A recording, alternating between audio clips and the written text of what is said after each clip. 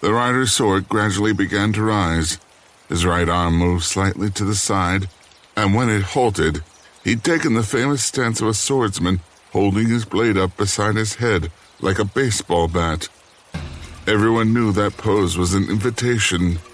However, when it came from this rider, his beauty made his foes' recognition that they were gambling their lives lose shape like a heat shimmer, luring his opponents in like moths to a flame.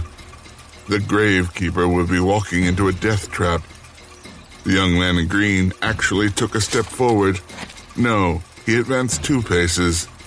That he managed to stop there was a feat of incredible willpower. Squeezing the fingers of his extended hand into a fist, he spread them once more. It was almost as if he were going to claw at his foe rather than slash at him. He stood that way for a second. 2 seconds.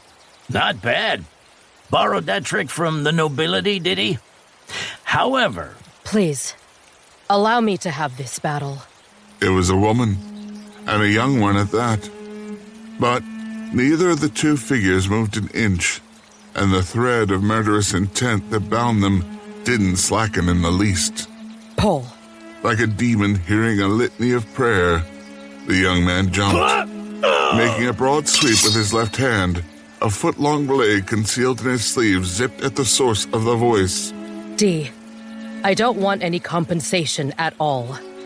Once I've slain him, I'll be on my way. I only ask that you please let me have this fight.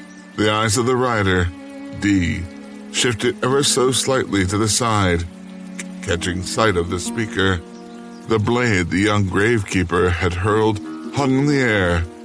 It had been caught an inch or 2 shy of the woman's eye by a crimson hand. From the elbows all the way to the backs and palms of her hands, she was covered by dazzling armor. There in the silvery curtains of endless rain, she called to mind a burning flame given human form. A crimson cape was closed over the woman's chest, and her pale face was slightly downturned. Glowing red hair hung down to her waist, concealing the left half of her face.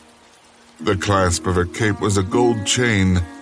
Pieces of chain were also sewn here and there on her cape in no particular pattern, lending the worn and dirty fabric a certain charm. My name's Iriya. I'm a hunter. You could tell the prowess of a hunter by the tone of their voice, the look in their eye, and the way they carried themselves. What did Dee make of her?